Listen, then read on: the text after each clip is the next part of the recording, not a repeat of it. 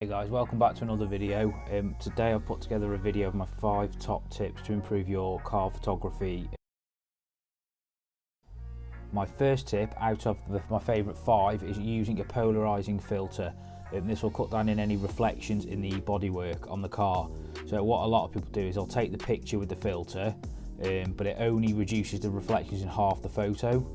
So you take the picture and then rotate the filter 180 degrees and it'll stop the reflections in the other half of the photo, and then you have to have Photoshop after to merge them together, and then obviously that you don't get any reflections that you don't want in the bodywork.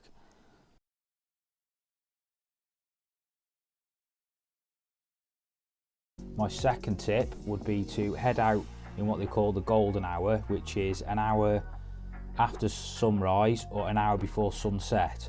And that's when the light is a lot softer, and that also helps reduce on like the reflections that you wouldn't want. If you were to shoot in the middle of the day, you might find that the reflections on the car are awful and it'll look quite overexposed, whereas other parts of the image will look okay, but the car will just be like one big mirror. So yeah, the golden hour is probably one of the best times to, well, it is one of the best times to take car photos. And then it makes it a lot easier when you're editing, because you haven't got to like clone things out and reduce all the reflections.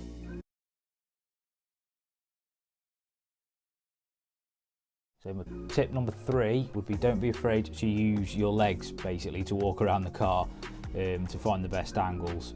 You normally find that if you take a picture from chest height, that's how, well, chest or shoulder height, that's how most people tend to see their that's most people's point of view. So if you get low or higher up, it's a different perspective on the car.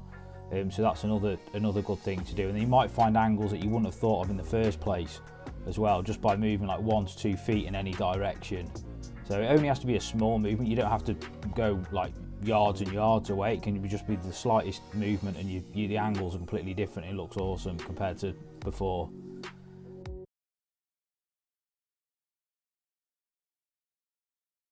That leads on to my 4th tip, which would be to use prime lenses. They tend to, the apertures go, like you can get a nifty 50, which goes down to f1.8, which would be pretty good in dark conditions. But prime lenses are also a lot sharper, they tend to be, than zoom lenses. So that's another thing to consider as a prime lens.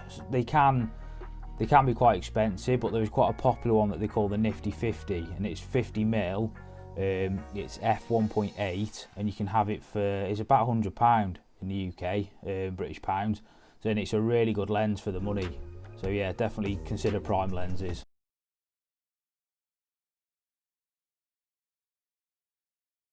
Fifth and final tip would be to always shoot RAW.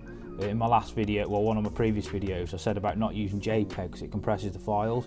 So if you shoot RAW, it will the file sizes are a lot bigger, but it'll keep all the details in it. So when you put it back into Lightroom or Photoshop after you've taken the picture, the quality and you might shoot a photo underexposed, which a lot of people do, and the data that you can pull back, the information in the image is amazing if you shoot RAW. You just can't do it if you shoot JPEG.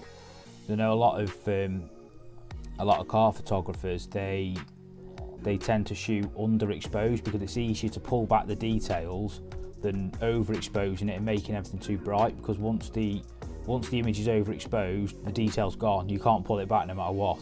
So it's always good to shoot a little bit darker, so that's a bit of a bonus tip there for you.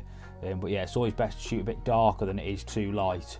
I hope you enjoyed these 5 tips. Let me know if I missed any of your favourite car photography tips, and don't forget to subscribe. I should be doing more videos soon. I'm going to hopefully try and upgrade the microphone and the image quality as well. So yeah, don't forget to subscribe. Thanks guys.